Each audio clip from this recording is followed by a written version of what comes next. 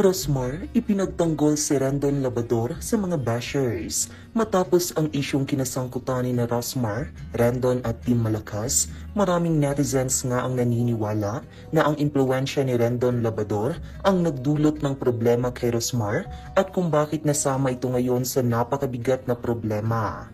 Maraming nakapagsabi na kung hindi sana nakisama si Rosmar kay Rendon, ay siguradong hindi ito nadidiin ngayon sa samot-saring pangbabatikos. Dahil dito, hindi nga napigilan ni Rendon na makaramdam ng konsensya at malungkot dahil sa mga sinasabi ng tao na siya ang salarin kung bakit ngayon nababatikos si Rosmar. Pasensya na at parang napasama ka din sa ginawa ko. Hindi ko napigilang magpakakuya nung sandali na yun at naging emosyonal.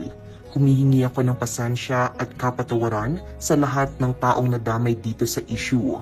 Nasa dugo ko na ang pagtatanggol kapag may naaapi sa paligid ko. Hindi ako yung tipong tatahimik na lang at walang gagawin.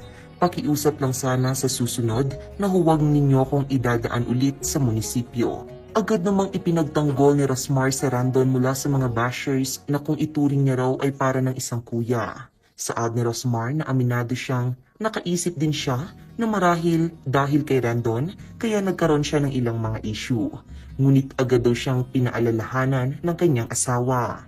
Sabi ng asawa ko, "Mami, alam mo naman para lang yang ikaw, mabait in real life, talagang content lang din na masama siya. Paano pa at pinangalanan mong Team Malakas ang team natin kung isang problema pa lang, hiwa-hiwalay na agad. Pag inalisan natin yan si Kuya Rendon, maniwala ka, babalik yan sa dati niyang ugali. Kita mo naman na gusto niya magbago, diba? Kita mo naman na gusto niyang magbago, diba? Kita mo naman na kahit paano, nagbago naman na talaga siya. Kailangan niya lang ng panahon para maiayos niya pa ang ugali niya. Laylo muna tayo, pero wag natin siya iiwanan.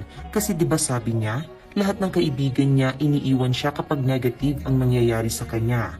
Tapos kapag talk of the town siya, bigla na lang kakamustahin siya at feeling close ulit. Kita mo diba? Wala siyang kaibigan. Tayo lang. Paano na lang kapag iniwanan din natin siya?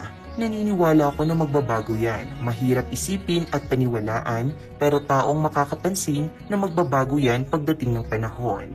Ayon pa kay Rosmar, bukod daw sa kanyang pamilya, malalapit na tao, ay kay Rendon niya lang naramdaman ang taong handa siya o silang protektahan. Humingi rin si Rosmar sa mga netizens na bigyan pa sila ng pagkakataong magbago at bumawi sa kanilang mga maling nagawa.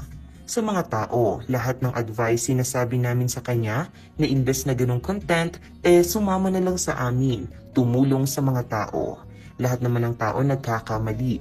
Sana bigyan niyo pa kami, siya, ng pangalawang pagkakataon. Kung mga korap na opisyal nga, mga dating nabilanggo, nag-adik, nakapatay, nagbabagong buhay, siya pa kaya na di naman ganyan ang nagawa? Kay Kuya Rendon ko naramdaman na bukod sa pamilya ko, asawa ko, mga kaibigan ko, meron pa palang isang tao na poprotekta sa akin, sa amin, sa team. Laking tao niyan pero iyakin yan.